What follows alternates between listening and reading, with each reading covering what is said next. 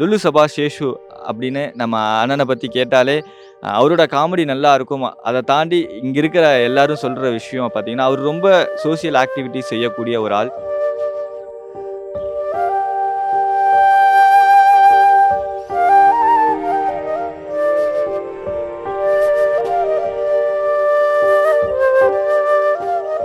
நாங்க அந்த சாப்பாடு கூட வழியே இல்லாதம்போது, எங்கேயோ போய் கேட்டு வாங்கி காய்கறி, அரிசி, பாய், பெட்ஷீட் எல்லாமே எடுத்துட்டு வந்து குடுத்தாரு. "பிள்ளைங்கள வச்சு கஷ்டப்படுறீங்கம்மா" அப்படி சொன்னாரு. நாங்க போய் பார்த்தோன்னே எங்களுக்கு தாங்க முடியல. அவருக்கு வியாபாரம் தெரியாது. நல்லா ஆயிருவாரு, ஹாஸ்பிட்டல் தானே இருக்காரு அப்படின்னு நினைச்சோம்.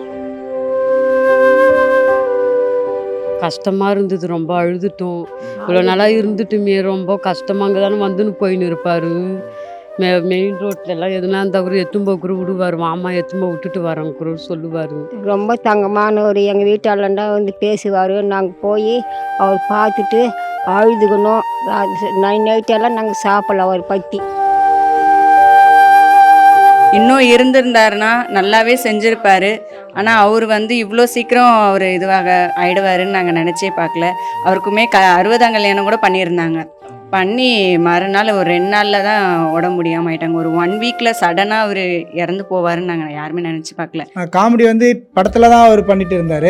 ஆனால் வெளியே வந்து நேரில் வந்து நான் காமெடி கிமெடி யாராவது நம்ம எதிர்பார்ப்போம்ல, அந்த மாதிரிலாம் கிடையாது. இது வந்து நம்ம கூட பிறந்தவங்க மாரி, அண்ணன் தம்பி மாரி, தம்பி பிள்ளை மாரி இருந்து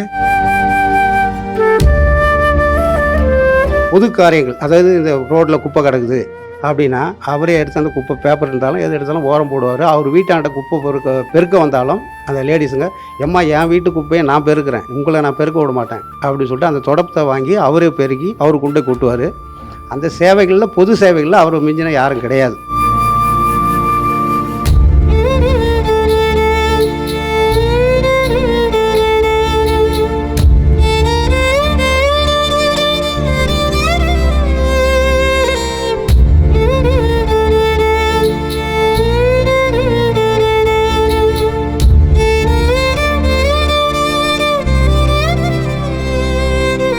விஜய் டிவில ஒரு வெற்றிகரமான ஒரு ஷோ அப்படின்னாலே லுலு சபா அப்படின்னு சொல்லி நம்ம எல்லாருக்குமே தெரியும். லுலு சபா சேஷு அப்படின்னு நம்ம அண்ணனை பத்தி கேட்டாலே, அவரோட காமெடி நல்லா இருக்கும். அத தாண்டி இங்க இருக்கிற எல்லாரும் சொல்ற விஷயம் பார்த்தீங்கன்னா, அவரு ரொம்ப சோசியல் ஆக்டிவிட்டீஸ் செய்யக்கூடிய ஒரு ஆள். யாராவது உதவின்னு போய் கேட்டாலே டக்குன்னு ஏதாவது ஒரு உதவி போய் செஞ்சுருவாராம். ஸோ அந்த அளவுக்கு ரொம்ப மக்கள் மேல அவ்வளோ அன்பு வச்சிருக்கக்கூடிய ஒருத்தர். யார் உதவின்னு கேட்டாலுமே டக்குன்னு பண்ணக்கூடிய ஒருத்தர். ஸோ இன்னைக்கு சேசு அண்ணாவோட வீட்டு முன்னாடி தான் நின்னுட்டுருக்கோம். அவரோட ஏரியால தான் இருக்கோம். மார்ச் 15ஆம் தேதி ஒரு சின்ன ஒரு ஹார்ட் அட்டாக்னால ஹாஸ்பிட்டல்ல அட்மிட் பண்ணாங்க. தொடர்ந்து அவருக்கு சிகிச்சை குடுத்துட்டு வந்துட்டு இருந்தாங்க. திடீர்னு அந்த சிகிச்சை பலனின்றி அவர் வந்து நேத்து நம்ம விட்டு பிரிஞ்சிருக்காரு. இந்த ஏரியா மக்களிடம் விசாரிச்சம்போது தான் தெரிஞ்சது, அவர் ஒரு சினிமா நடிகரை தாண்டி எவ்வளோ பெரிய ஒரு நல்ல ஒரு ஹியூமன் பீயிங் அப்படின்னு. இந்த ஏரியா மக்கள் அவரை பத்தி என்ன நினைக்கிறாங்க? ஸோ அவர எந்த அளவுக்கு மிஸ் பண்றாங்க? அவரு இந்த ஏரியா மக்களுக்கு பண்ண உதவிகள் எல்லாம் என்னென்ன அப்படிங்கிறத அந்த ஏரியா மக்களிடம் போய் கேட்டு தெரிஞ்சுக்க போறோம். வாங்க. இந்த அவர் இறந்த ஒரு செய்தி கேட்டதும் உங்களுக்கு எப்படி இருந்துச்சுக்கா? எவ்வளோ அதிர்ச்சியா அதிர்ச்சியாக இருந்துச்சு? தான் இருக்குது. என்ன பண்ணுறது, நாங்கள் ஆஸ்பத்திரியில் இருக்கோன்னு சொல்லவுமே நாங்கள் சாமியை வேண்டிக்கிட்டு தான் இருந்தோம். நல்லா இருக்கணும், அவர் நல்லா செஞ்சுக்கிட்டு இருந்தார் ஏரியாவுக்கு. ஏதோ வெள்ளம் தண்ணிலாம் வந்தால் நல்லா செய்வார். எங்களுக்கெல்லாம் அந்த பிளாட்டில் இருக்கும்போது நல்லா செஞ்சார், சும்மா சொல்லக்கூடாது. எங்களுக்கு இறந்தோன்னு சொன்னவுமே எங்களுக்கு ஃபோனு வரவும் நாங்களே அங்கே போய் வேறு அவங்கள கையெடுத்து கும்பிட்டுட்டு வந்தோம். அதுதான் நல்ல டைப்பு. என்ன மாதிரி உதவியெல்லாம் செஞ்சிருக்காருக்கா இந்த ஏரியா மக்களுக்கு? இந்த போர்வை, பெட்ஷீட்டு கொடுத்தாரு, இந்த பாய் இதெல்லாம் கொடுத்தாரு. ஏதோ காய்கறிக்கு அதெல்லாம் வாங்கி எங்களுக்கு ஹெல்ப் பண்ணார். அது ரொம்ப நல்லா இருக்கணும் அவர். அதுதான். ஒரு நடிகரை தாண்டி ஒரு சக மனுஷனா மனுஷங்களோட எவ்வளோ அதான் இயல்பா மனுஷங்கள்ட்ட நல்லா பழகுவாரு. பழகுவார். கூப்பிட்டு நம்ம போனால் கூட கூப்பிட்டு பேசுவார். நல்ல பையன், அன்பாக பேசுவார், நல்லது செய்வார். இந்த குழந்தை டைமில் கூட வண்டி எடுத்து சுற்றுவார், வெளியே வராதிங்க போகாதுன்னுவார். அன்பாக பேசுவார் எல்லாருக்கையும். நான் முதல்ல கேட்க மாட்டோம். ரேஷன் கடைக்கு போனாலும், என் பஸ் ஸ்டாண்டுக்கு போனால் எங்கே போனாலும் பார்த்து போங்க பார்த்து வாங்கினுவார். நல்லதான் பண்ணுவார். ஆனால் கடுமை பண்ண மாட்டார். இப்போ கட்சிக்காரவங்களாம் வருவாங்க, கொல்லுவாங்க. ஆனால் அந்த இடத்துல வந்து அரிச்சண்டு இவர் செஞ்சிருக்காரு. அவரும் தண்ணிக்குள்ளே தானே அந்த தண்ணியிலே நீஞ்சி வந்து எங்களுக்கு எதனா உதவி வேணா செய்வார். அவர் நல்ல டைப்பு தான் அந்த சார். அவர் வந்து எங்களுக்கு கஷ்டத்துலேயும் நல்லா உதவி பண்ணார். எங்களுக்கு மனம் கலங்கினா கூட நீங்கள் கலங்காதீங்கம்மா, நான் பார்க்குறேன் எல்லாம் உங்களுக்கு அப்படின்னு தான் சொன்னார். வீடு முங்கிச்சுன்னா நான் பார்த்து ரெடி பண்ணி கொடுக்குறேம்மா, நீங்கள் எதுவும் நினைக்காதீங்க அப்படின்னாரு. நாங்கள் அந்த சாப்பாடு கூட வெளியே இல்லாமல் அங்கேயோ போய் கேட்டு வாங்கி காய்கறி அரிசி பாய் பெட்ஷீட் எல்லாமே எடுத்துகிட்டு வந்து கொடுத்தாரு. பிள்ளைங்கள வச்சு கஷ்டப்படுறீங்கம்மா அப்படி சொன்னார். ஏதாவது உதவினாலும் கேளுங்கம்மா நாங்கள் செய்கிறோம் அப்படின்னாரு. சரிங்க சார் செஞ்சதே நன்றி தான் அப்படின்னு சொன்னோம். இல்லைம்மா நீங்கள் எதுனாலும் கேளுங்க நாங்கள் செய்கிறோம் அப்படின்னு சொன்னாங்க. இப்போ 20 நாளைக்கு முன்னாடி கூட என்னை பார்த்து, ஏன்னா எனக்கு ஆல்ரெடி வந்து காலேஜ் ஃபீஸ்லாம் அவர் வந்து எல்லாத்துக்கும் ஹெல்ப் பண்ணுவாராம். காலேஜ் ஃபீஸு கஷ்டப்படுறவங்களுக்கு ஹெல்ப் பண்ணுவாராம். கேட்டு கேட்டால் அவர்கிட்ட கஷ்டம் இருந்தால் கூட வெளியே காட்டிக்காமல் வெளியே கேட்டு உதவி பண்ணிகிட்டு இருந்தார். எங்களுக்கு வந்து பிள்ளைங்க படிக்கிறாங்களாம்மா, எங்கே படிக்கிறாங்க, எது படிக்கிறாங்க, 20 நாளைக்கு முன்னாடி தான் பேசுனாங்க. எங்கே படிக்கிறாங்கம்மா, எது படிக்கிறாங்கம்மான்னு கேட்டாங்க. அந்த மாதிரி காலேஜ் படிக்கிறாங்க சார்னா, ஏதாவது ஒன்றா சொல்லுங்கம்மா, கூச்சப்படாதீங்க அப்படின்னாரு. நான் சொன்னேன் இல்லைங்க சார் பரவாயில்ல அப்படின்னு. நான் வீட்டு வேலைக்கு தான் போயிட்டு இருந்தேன். அப்போது சொன்னேன் எவ்வளோம்மா சம்பளம் வாங்குறீங்க அப்படின்னு கேட்டார். நான் சம்பளம் இந்த மாதிரி 5000 வாங்குறேன் சார்னு. இந்த டயத்தில் போய் எப்படிம்மா பிள்ளைங்களாம் பார்க்கணுமா, கஷ்டமாக இருக்காம்மா சொல்லுங்கம்மா. அப்போ கூட கேட்டார் 20 நாளைக்கு முன்னாடி. கஷ்டமாக இருந்தால் சொல்லுங்கம்மானாரு. ஏன்னா அம்மா வந்து அவங்க வீட்டில் ஒரு அம்மா இறந்தாங்கல்ல 2 மாதத்துக்கு முன்னாடி. அந்த அம்மா சொன்னாங்க இவ கஷ்டப்படுறா, இவளுக்கு எதோ பார்த்து செய்யினாங்களா, அதனால் அவர் கேட்டார். நான் வந்து சரி நான் எதுவுமே சொல்லலை. அப்புறம் வந்து நான் திருப்பி ஒழுங்காக அவர்கிட்ட பேச மாட்டேன். திருப்பி உடம்பு சரியில்லைன்னா சரி ஹாஸ்பிட்டல் போய் பார்க்கலாம் பார்த்தா ஹாஸ்பிட்டல் அங்கே காவேரி ஹாஸ்பிட்டலில் இருந்தாங்க. என்ன நாங்கள் அவ்வளோ தூரம் போகலை. வீட்டில் மாமிகிட்ட போய் பேசுவோம். மாமி எப்படி இருக்காங்க சார் அப்படின்னு கேட்டோம். பரவாயில்லம்மா எனக்கும் உடம்பு இல்லைம்மா, எங்கள் தம்பி ஒய்ஃப்லாம் வந்திருக்காங்க, பிள்ளைங்களாம் இருக்காங்க, அங்கே எல்லோரும் இருக்காங்கம்மா, பார்த்துட்டு தான் இருக்காங்க. 3ஆம் நாள் கொஞ்சம் கண்ணு முடிச்சிக்காங்கம்மா, பரவாயில்லம்மா. நாங்கள் சரி நல்லாயிருவாங்கன்னு நாங்கள் நினச்சோம். நான் அவங்க பக்கத்து வீட்டில் தான், அவங்க சிங்கப்பூரில் தான். அவங்க வந்து என்ன சொன்னாங்கன்னா நல்லாயிருவாருமா ஒன்றாவதுனாங்க. திருப்பியும் ரொம்ப சீரியஸாக இருக்குன்னு கேள்விப்பட்டோம். நான் ஒரு நாளைக்கு முன்னாடி தான் கேள்விப்பட்டோம். நேற்று மத்தியானம் நான் வந்து எதுனானா மாமிகிட்ட ஃபோன் பண்ணுவேன். மாமி வந்து பேச ஒரு தயங்கினாங்கன்னா ஏதோ ஒன்றுன்னு சொல்லிட்டு பக்கத்தில் சிங்கப்பாட்ட கேட்பேன். அவங்களுக்கு தெரியும் 2 பக்கத்து வீடு தான். அதனால் அவங்க சிங்கப்பா சொன்னாங்க இந்த மாதிரிமா சீரியஸாக இருக்குதான், அதனால தான் மாமி உங்கள் கையில் பேசலை அப்படின்னாங்க. சரின்ட்டு அப்புறமா அம்மா சொன்னாங்க அந்த மாதிரி ஆம்புலன்ஸ் வந்திருக்குமா, வாங்கம்மா உயிர் இருக்குமா இப்போ சாருக்கு அப்படின்னு சொன்னாங்க. சரின்னு சாரை போய் பார்க்க போனால் அந்த கரண்ட்டில் போட்டு வச்சுருந்தாங்க. நாங்கள் போய் பார்த்தோன்னே எங்களுக்கு தாங்க முடியலை. அவர் இப்படி ஆவாருன்னு தெரியாது. நல்லா ஆயிடுவார், ஹாஸ்பிட்டல் தானே இருக்காரு அப்படின்னு நினச்சோம்.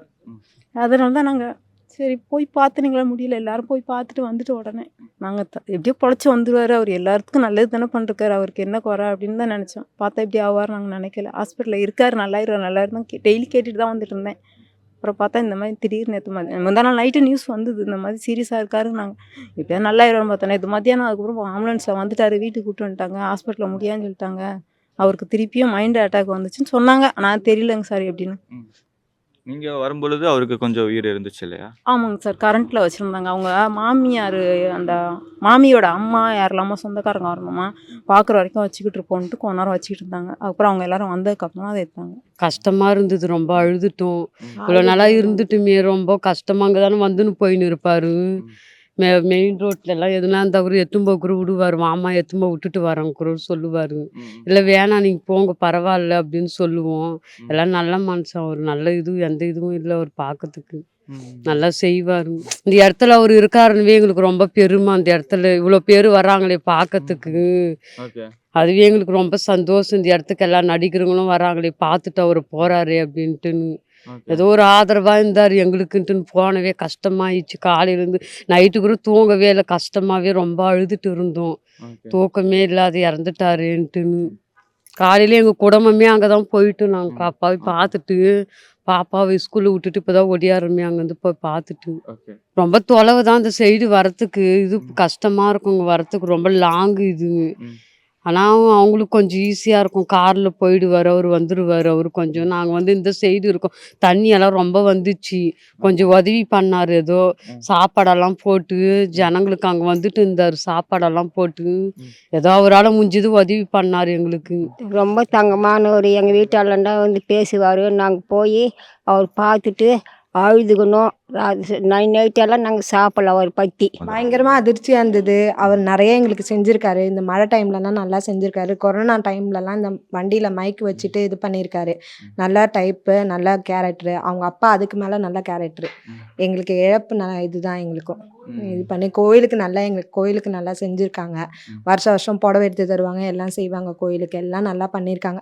எங்களுக்கு பெரிய இழப்பு தான் எங்களுக்கு வந்து அவர் ஒரு 7 வருஷமாக தெரியும். அவங்க வந்து எங்கள் குழந்தையெல்லாம் நல்லா தூக்கி விளையாடி இருக்காங்க.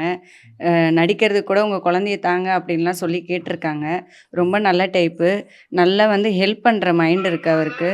நல்லா இந்த டிராஃபிக்லாம் வந்துட்டு பொது சேவையெல்லாம் வந்து ரொம்ப அதிகமாக பண்ணியிருக்காங்க. அவங்க டிராஃபிக் கிளியர் பண்ணுறது, இந்த கொரோனா டைமில் நல்லா ஹெல்ப் பண்ணியிருக்காங்க. பண்ணியிருந்தாங்க. கார்ப்பரேஷன்லேருந்து இது பண்ணால் கூட அவங்க வேலை செஞ்சுருந்தா கூட நீங்கள் ஏமா கஷ்டப்படுறீங்க நான் பண்ணுறேன் அப்படின்னு எடுத்துலாம் அவர் செஞ்சுருக்காரு. நிறைய பொது சேவையெல்லாம் செஞ்சுருக்காரு. மெயின் ரோடில் அவ்வளோ டிராஃபிக் இருக்கும் பள்ளிக்கரணை சைடில். அதெல்லாம் அவர் ஒரு ஆளே நின்று வந்துட்டு பயங்கரமாக கிளியர் பண்ணி கொடுத்துருக்காரு. அந்த ஹெல்ப் செய்வார் பொது மக்களுக்கு. அது செஞ்சுருக்காரு. இந்த மிக்ஜாம் புயலில் கூட நல்லா ஹெல்ப் பண்ணியிருக்காங்க.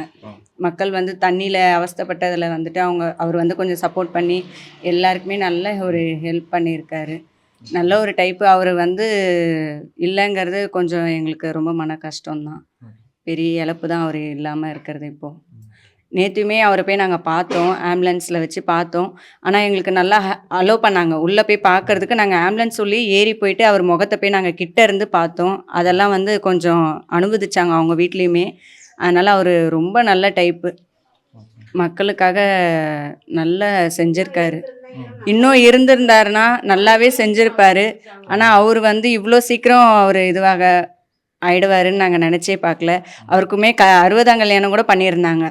பண்ணி மறுநாள் ஒரு 2 நாளில் தான் உடம்பு முடியாமல் ஆயிட்டாங்க. ஒரு 1 வீக்கில் சடனாக அவர் இறந்து போவாருன்னு நாங்கள் யாருமே நினச்சி பார்க்கல. நாங்கள் வந்து அவங்க வீட்டு பக்கத்தில் தான் இருக்கோம். அதனால் எங்களுக்கு அவரை ரொம்ப வருஷமாக தெரியும். நல்லா பேசுவார். ஒரு கேஷுவலாக இருப்பார், ஃப்ரீயாக இருப்பார். எல்லாட்டையுமே நல்லா பேசிக்கிட்டு இப்படின்ற அந்த ஈகோ அந்த இதெல்லாம் இல்லை அவர்கிட்ட. ரொம்ப கேஷுவலாகவே மக்கள்கிட்டலாம் நல்லா பேசுவார். எங்கே பார்த்தாலும் வா தம்பி எப்படி இருக்கா, நல்லா இருக்கியான்னு கேட்பாரு. எப்படி தொழிலாம் எப்படி போகுதுன்னு கேட்பாரு. ஏதோ போயிட்டு நல்லா போயிட்டுருக்கு சார் அப்படின்னு சொல்லுவோம். ஸ்டாண்டு மூலியமாலாம் வந்து பார்ப்பார், கொள்வார், போவார், வருவார் ஸ்டாண்டெலாம். அது ரோட்டில் போனாலே எதாவது டிராஃபிக்காக இருந்தாலும் இறங்கி நின்று ஒரு வண்டி ஓரம் கட்டிட்டு வந்து உடனே வேலை செய்வார். நல்லபடியாக எல்லாருக்கும் ஃப்ரீயாக, யாருக்கும் மனசு நோய் அடிக்காமல் நல்லா பேசுவார். நல்ல சோஷியல் டைப். காமெடி வந்து படத்தில் தான் அவர் பண்ணிட்டு இருந்தார். ஆனால் வெளியே வந்து நேரில் வந்து காமெடி யாராவது பண்ண நம்ம எதிர்பார்ப்போம்ல, அந்த மாதிரிலாம் கிடையாது. இது வந்து நம்ம கூட பிறந்தவங்க மாரி, அண்ணன் தம்பி மாரி, தம்பி பிள்ளை மாரி இருந்து கூட இருந்து நல்லா அன்பாக பேசுவார், கொள்வார். அவர் நல்ல ஒரு அன்பான மனது. கஷ்டமாக தான் இருக்குது அவர் போனது. நேற்று கூட சொன்னோன்னே எனக்கே ஒரு மாதிரி ஆயிடுச்சு. வீட்டில் ஃபோன் பண்ணி சொன்னாங்க இதுமாரி அவர் இறந்துட்டாருன்னா. உடனே வண்டியை விட்டு நேராக வீட்டுக்கு கிளம்பி வந்துட்டேன். வந்துட்டு போயிட்டு ஆம்புலன்ஸை பார்த்துட்டு அவர் வீட்டில் போய் எல்லாம் இருந்து கூட மாட இருந்துட்டு நைட்டு தான் வந்தோம். நைட்டு வந்தோன்னா காலையில் எவ்வளோ சீக்கிரம் எடுப்பாங்கன்னு தெரியல. போகிறதுக்குள்ளே எடுத்துகிட்டு போயிட்டுருக்காங்க. அதே கொஞ்சம் வருத்தமாக அது போய் பார்க்க முடியலன்னு ஒரு வருத்தமாக இருக்குது. மற்றபடி அவர் நல்ல அன்பான டைப்பு. இங்கே எல்லாமே நம்மளுக்கு ரொம்ப ஹெல்ப் பண்ணியிருக்கார். நல்ல மனசு தாங்க. என் பொண்ணு வந்து ரொம்ப விருப்பமாக பார்ப்பாங்க. இந்த அங்கிள் தானே இந்த தாத்தா வந்துட்டு என்னை தூக்கி குழந்தையில வச்சுட்டு இருந்தாங்க அப்படின்னு சொல்லி சும்மா அடிக்கடி சொல்லிகிட்டே இருப்பாங்க. அவங்கக்கிட்ட இதை நான் சொன்ன உடனே என் பொண்ணு ரொம்ப ஃபீல் பண்ணான். அந்த தாத்தாவை நான் ஒரு வாட்டி கூப்பிட்டு போய் காட்டுங்க, நான் பார்க்குறேன், என்னை சின்ன வயசில் தூக்கியிருக்காங்கல்ல அப்படின்னு சொல்லி அவள் கேட்டு ரொம்ப வருத்தப்பட்டா.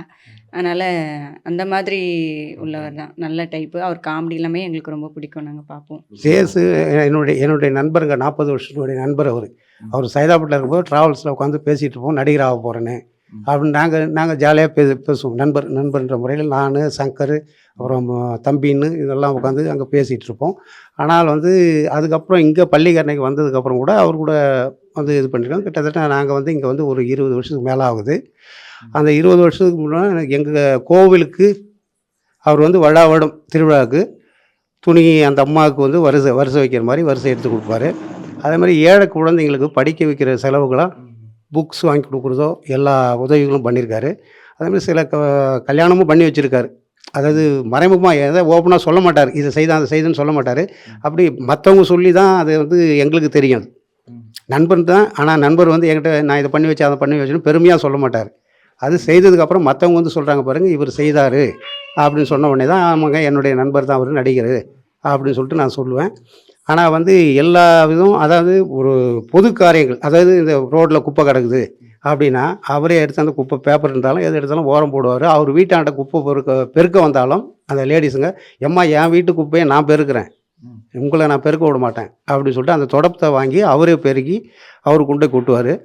அந்த சேவைகளில் பொது சேவைகளில் அவர் மிஞ்சினா யாரும் கிடையாது. ஏன்னா எனக்கு தெரிஞ்ச அளவுக்கு நேரில் பார்த்துருக்கேன். அதனால் வந்து இப்போ டிராஃபிக் ஆகி போச்சுன்னா அந்த டிராஃபிக்கை க்ளீன் பண்ணுறது, ஒரு நல்ல காரியங்கள், ஒரு கல்யாணம், அதாவது ஏழைப்பட்டம் கல்யாணம் அந்த மாதிரினா அவங்களுக்கெல்லாம் உதவிகள் நிறைய பண்ணியிருக்காரு.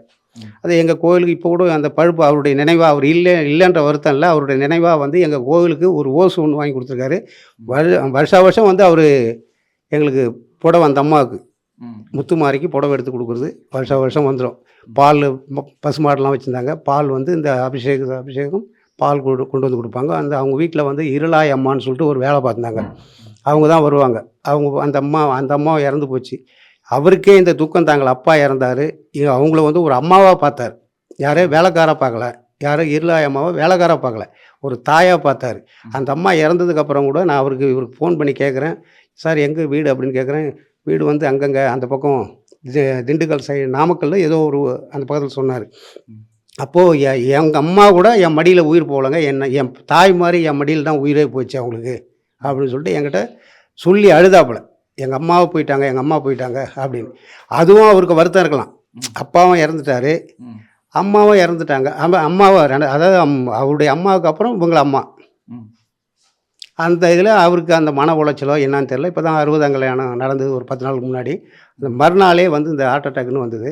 ஆனால் தெரியாது ஹார்ட் அட்டாக் வந்து எந்த ஹாஸ்பிட்டல் என்னன்னு தெரியாது. வீட்டாண்ட போய் பார்த்ததுக்கு வீட்டாண்ட ஆள் இல்லை. சரின்னு சொல்லிட்டு எப்படியா இருந்தாலும் வருவாங்க இல்லையா, பார்த்துக்கலாம் அப்படின்னு சொல்லிட்டு இருந்தோம். நேற்றுக்கு ஆம்புலன்ஸில் கொண்டு வந்தாங்க. தகவல் தெரிஞ்சுது. நேராக உயிரோடு இருக்கும்போது மேலே போயிட்டு நான் தான் பால் வந்திருக்கேன், நண்பர் பால் வந்திருக்குன்னு கத்துறேன். கண்ணை மட்டும் அசைக்கிறாரு. கண்ணை அசைக்கிறாரு. அந்த மூச்சு விடும்போது அந்த மூச்சு நிறுத்தி அப்படியே கவனமாக கேட்குறாரு. ஆனால் திறந்து பேச தான் முடியல. ஆனால் அவருடைய ஆத்மா சாந்தி அடையணும் நல்ல முறையில். அந்த குடும்பத்தை கடவுள் நல்ல முறையில் காப்பாற்றணும். அவர் பக்கத்துணையாக இருந்து அந்த குடும்பத்தை நல்ல வழி நடத்தணும்.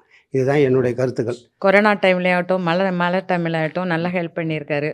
எங்களுக்கு ஹெல்ப்ஃபுல்லாக இருந்திருக்கிறாரு. அவருக்கு நல்ல ஃப்ரெண்டு, என்னோட வீட்டுக்காருக்கு நல்ல ஃப்ரெண்டு, நல்ல டைப்பு. அவங்களும் வீட்டில் நல்லவங்க தான். ஏன்னா பசங்க 3 சின்ன பசங்களாக இருக்குது. அதான் கொஞ்சம் கஷ்டமாக இருக்குது, வேறு ஒன்றும் இல்லை. ஆனால் அவர் ஆத்மா சாந்தி அடையணும். நல்ல மனிதர். வெளியில் பார்த்தா கூட சிரிப்பார். வண்டியில் நம்ம எதிரில் வந்தோம்னா சிரிச்சிட்டு போவார். பசங்களை ஸ்கூல் கூப்பிட்டு போவார். எதிரில் பார்த்தோம்னா கூட பார்ப்பார், பேசுவார். பேசலைன்னா கூட சிரிப்பார். நிற்கிற டைம் இருந்ததுன்னா நின்று பேசுகிற மாதிரி இருந்தால் எப்படி இருக்குது அப்படின்னு கேட்பார். நல்ல டைப். அவங்க அப்பாவும் ரொம்ப நல்ல மனிதர். இப்போ தான் 8 மாதம் ஆகுது அவர் இருந்து.